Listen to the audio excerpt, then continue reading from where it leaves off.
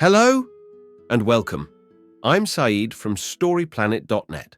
Dive right into the essence of the most captivating books without reading them cover to cover.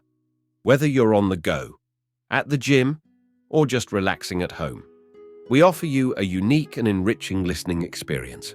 Today, we are exploring the book, Project Management for the Unofficial Project Manager, a creation by Kory Kogon, Suzette Blakemore, and James Wood.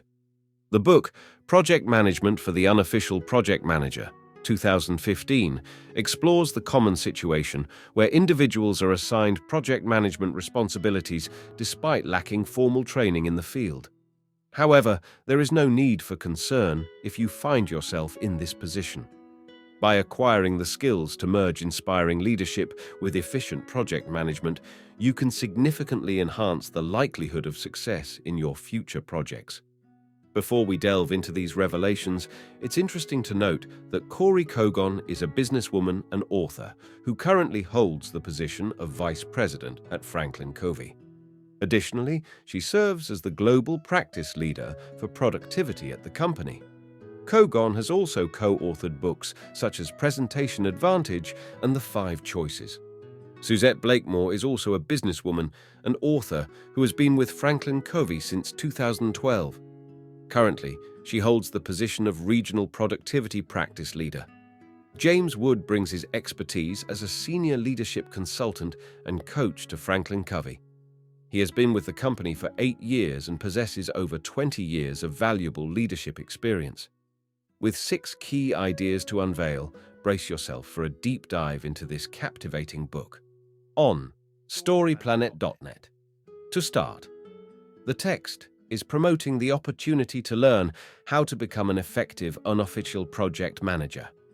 Projects are an integral part of the modern workplace, but many workers are unofficially managing projects without formal training.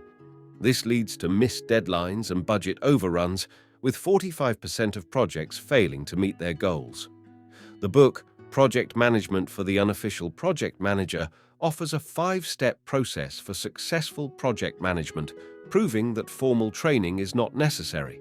The summary covers concepts such as how Martin Luther King Jr. inspired action, how to catch up on a project, and an example of costly mistakes. Key idea number 1.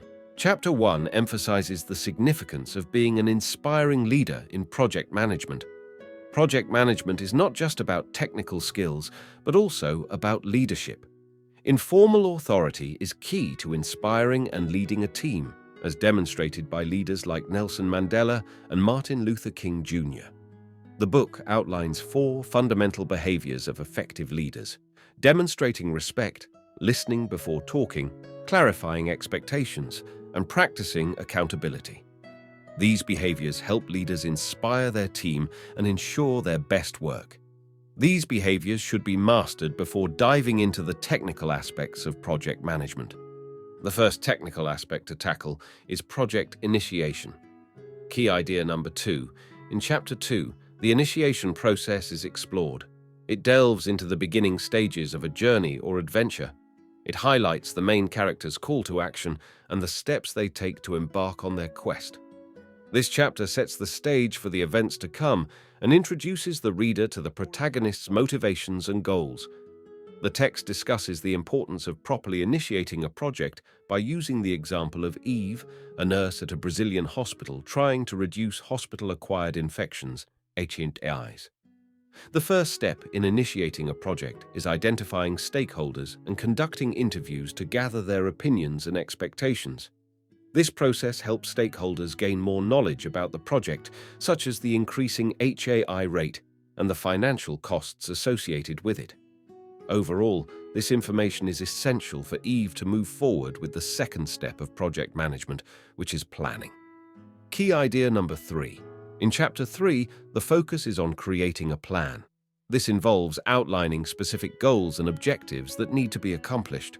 The plan should also include a timeline and budget, as well as any necessary resources. It is important to regularly review and update the plan as needed. When planning a project, start by identifying and discussing the risks with your team. Create mitigation strategies for each risk. Then, determine the project deliverables. such as buying or renting houses for relocated employees. Brainstorm the activities required for each deliverable. Identify critical activities that need to be completed before others can begin. Assign the best people to handle these critical activities to avoid bottlenecks. Key idea number 4. Chapter 4 is titled Execute and focuses on the concept of taking action and implementing plans. It emphasizes the importance of moving beyond strategy and actually doing the work to achieve goals. The chapter highlights the need for clear communication, efficient decision-making, and effective delegation. It also emphasizes the importance of adaptability and learning from failures. Overall, the chapter serves as a guide to executing tasks and projects successfully.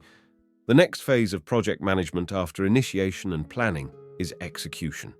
During this phase, accountability is tested, which is one of the fundamental behaviors of leadership. Accountability is viewed positively in project execution as it fosters trust and helps maintain informal authority. Mistakes can happen, such as falling behind on deadlines. In these cases, team accountability sessions can be scheduled to address the issues and find solutions. Transparency and communication within the team during these sessions can lead to suggestions and support from other team members.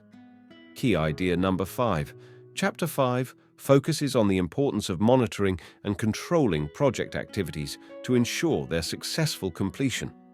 It highlights the need for regular monitoring to track progress, identify deviations from the plan, and take corrective actions as needed.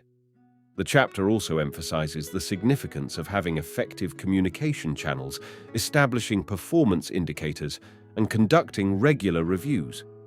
Overall, the chapter highlights the key strategies and techniques for effectively monitoring and controlling project activities.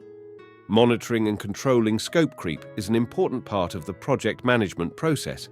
Scope creep occurs when the scope of a project grows during the execution phase and can lead to project failure if not managed properly. It is necessary to balance the need for change with the project's initial scope. A real-life example is given about a consultant managing a marketing project for a fast food chain. Despite pressure to implement a suggestion from a vice president, the team carefully assessed the impact and cost of the change and determined it was unnecessary. This demonstrates the power of effective project management in avoiding scope creep and making informed decisions. Key idea number 6. This chapter is focused on the concept of closing in sales. It discusses the importance of effectively closing a deal and provides several strategies for doing so. The chapter also addresses common objections that salespeople may encounter during the closing process and provides techniques for overcoming them. Overall, the chapter emphasizes the significance of a strong closing technique in achieving sales success. The final phase of successful project management is closing the project effectively, which includes holding a stakeholder meeting to discuss goals and gather feedback. It's important to learn from mistakes and apply that knowledge to future projects. Treat the project team with respect and avoid blaming others if the project fails. Celebrate successful projects with personalized notes of gratitude rather than just pizza and drinks. In conclusion, the key points of the text are: leadership is essential for project managers.